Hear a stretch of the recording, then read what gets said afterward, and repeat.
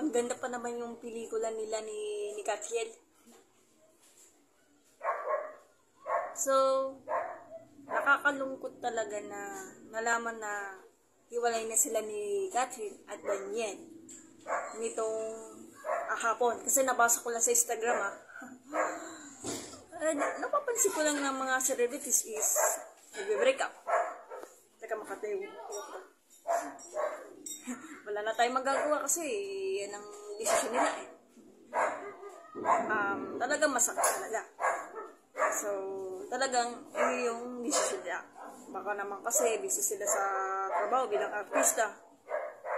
So, kung kayo ay imbis na magmukmuk kayo, magalit tungkol sa issue na yan, is idaanan na lang natin sa panonood ng math video. So, pag-uusapan natin, matrix to So, paano natin i-compute about sa subtraction kapag ang values nila 2 digit? So, for example, before that, papakita ko sa inyo kung ano yung technique niya. So, teka lang So, nakita ko lang to sa Google. So, alam natin na pag subtract, syempre magbabawas ka.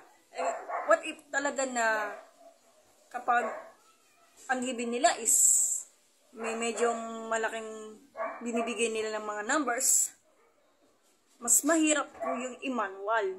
Lalo na po yung mas mahirap, yung hindi kakayanin yung mga magsusubtract kapag hindi nila ginagamit yung lapis at papel, tapos utak pa. So, mas mahirap yun. So, meron na ako nakikita ganito.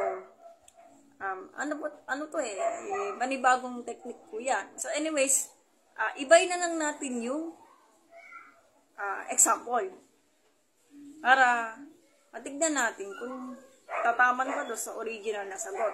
So, gamitin na natin yung itong technique na to, yung pinakagitna, gayahin natin yung process. So, take note na, bagong ganyan, pag hindi kayo sanay dyan, so always practice po. Palagi. Ito yung gagamitin nyo. Hindi po masamang mag-aral ng matrix kasi nakakatulong po yan para mas mabilis mag-compute. So, gayahin natin yung nakalagay doon sa may picture. So, kailangan yung kada digit niya, eto mas mataas to, itong pangalawa to is mababa. Then, eto mas mataas to, then kailangan to mas mababa. So, eto yung 57, so, ipag-separate natin or ihiwalay. So, take note na kailangan 50 plus 7. So, 50 plus 7 is 57. Kasi ayun yung magiging factors natin. So, minus, pero hindi ko muna yung lalagay na minus kasi, medyo nakakalito siya. So, 35, kailangan natin i-separate. So, 30 plus 5, kasi 30 plus 5 is 35. Ayan kasi yung factorize ng 35.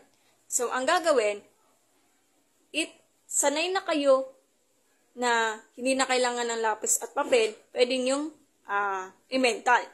So, 50 minus 30 is 20. 7 minus 5 is 2. So, 20 plus 2 is 22 ang sagot. Pag hindi pa, pwede mo siya i-manual, i-compute. So, 50 minus 30 is 20. Plus 7 minus 5 is 2. So, 20 plus 2 is 22. So, ayun yung magiging tamang sagot. So, etong computation na to, umabot na siya ng 5 seconds. Depende sa strategy sa pagkukompute. So, make sure na magpa-practice kayong maigi palagi.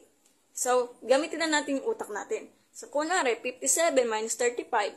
So, 50 plus 7. Tsaka 30 plus 5. So, 50 minus 30 is 20 plus 7 minus 5 is 2. So, 20 plus 2 is 22.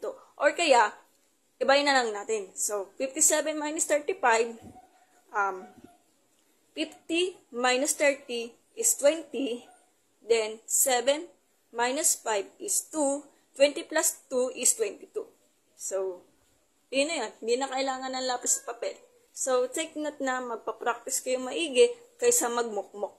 So, have a nice day. Next time na lang. So, bye-bye.